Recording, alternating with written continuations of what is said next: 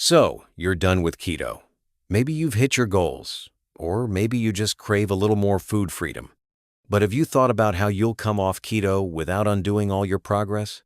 Let me tell you a story. A friend of mine loved keto until her first week off, when she gained 6 pounds. What happened? She dove back into carbs, didn't adjust her fat intake, and her body, now super insulin sensitive, grabbed every bit of energy and stashed it away as fat. Here's the setup. After keto, your body's like a sponge for carbs, thanks to upregulated insulin sensitivity. That's great for muscle recovery, but a disaster if you add carbs on top of high fat. The technical terms here are insulin sensitivity and macronutrient partitioning. Think of insulin as a traffic cop when you reintroduce carbs. It signals fat cells to store both incoming sugars and leftover fats. If you're still eating lots of fat, guess where it all goes? Exactly. Storage. Now, you might be thinking, but isn't fat healthy? Sure, in the right context. On keto, fat is your main fuel. Off keto, it's just extra baggage if you're not careful. Research from the American Journal of Clinical Nutrition shows 90–95% of excess calories from fat get stored as body fat when not in ketosis, compared to 75–80% for carbs.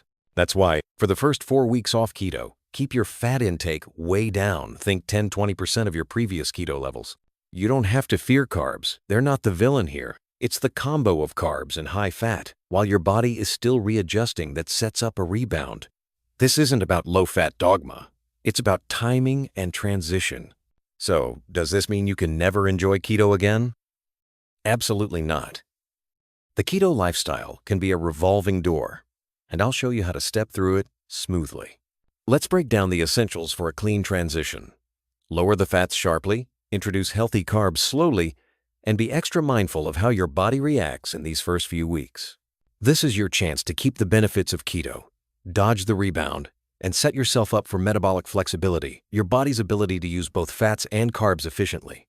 Ready to learn the practical steps? Now, let's talk about a transition method that could change the game's staggered alternate day fasting. Sounds intimidating? Stick with me. Alternate day fasting is a protocol where you fast one day, eat normally the next, and repeat. But here's a twist. Stagger the fasting window, gradually decreasing the hours, so your body tapers down from keto into normal eating without a crash. Imagine it like weaning off a powerful medicine. Suddenly quitting often causes side effects. This method, rooted in research from the journal Cell Metabolism, keeps ketone levels elevated even as you reintroduce carbs. Why? Because fasting spikes ketone production, and those benefits carry over even on eating days, much like a battery holding a charge after unplugging. Let's run through an example. Day 1, you fast for 22 hours. Day 2, eat normally. Day 3, fast for 20 hours. Alternate days, dropping the fasting window from 18 to 16, 14, and finally 12 hours before returning to your regular schedule. The conflict? It's tough to stick with, but the payoff is huge. Participants in one study lost an average of 7.7 pounds in 4 weeks, with a 35% net calorie reduction, even when they overate on non-fasting days. Now, you might be asking, will I be starving? Not necessarily. The longer fasts keep appetite hormones like ghrelin in check, and the gradual reduction helps your body adapt. Plus, the technical concept of metabolic carryover means your body continues burning fat, making the transition away from keto smoother. So, if you want to keep enjoying the perks of ketones without strict keto, staggered alternate day fasting is your ticket. Think of it as a gentle off-ramp instead of a sudden U-turn. Your body and your waistline will thank you. All right, let's move into movement. High-intensity interval training, or HIIT, is your best friend during the keto exit.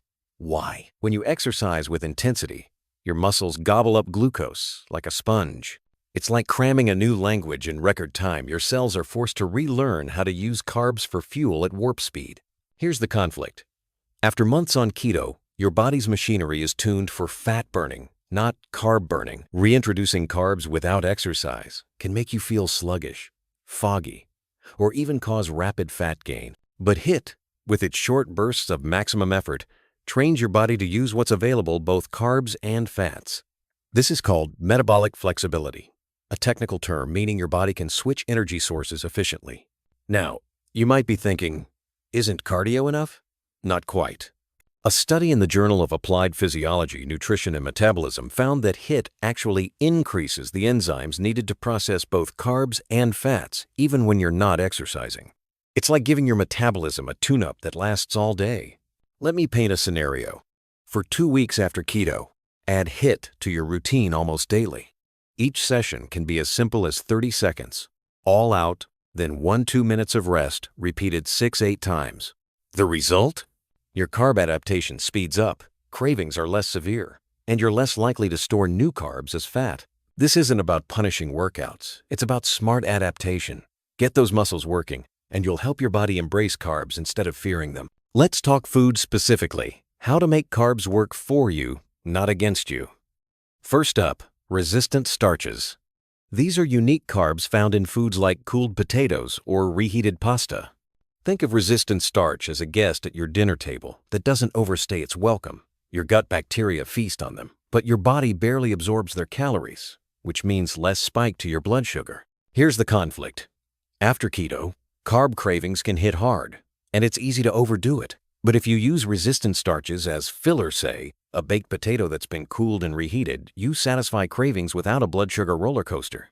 This is possible because of a technical process called retrogradation, where the starch structure changes, making it harder for your body to digest. Another key player is soluble fiber. Think chia seeds, flaxseed, or glucomannan. Soluble fiber acts like a sponge, slowing down carb absorption, so your blood sugar rises gradually, not in a spike. It's like adding a speed bump on the road, giving your body time to adjust. Now, I hear you, doesn't all fiber work the same? Not quite. Soluble fiber is special because it dissolves in water, forming a gel-like substance in your gut. This slows down digestion and helps keep you full, making it easier to avoid those snack attacks that can derail your progress.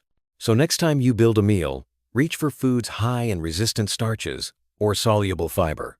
These aren't just buzzwords, they're practical tools to keep your transition smooth and your cravings at bay. Here's a rule that's simple but powerful. No snacking between meals. I know, you might be thinking, but isn't snacking healthy in moderation? Well, during the keto transition, every time you eat even a peanut, your insulin spikes, halting fat burning. And since you're more insulin sensitive right now, those spikes hit harder than ever.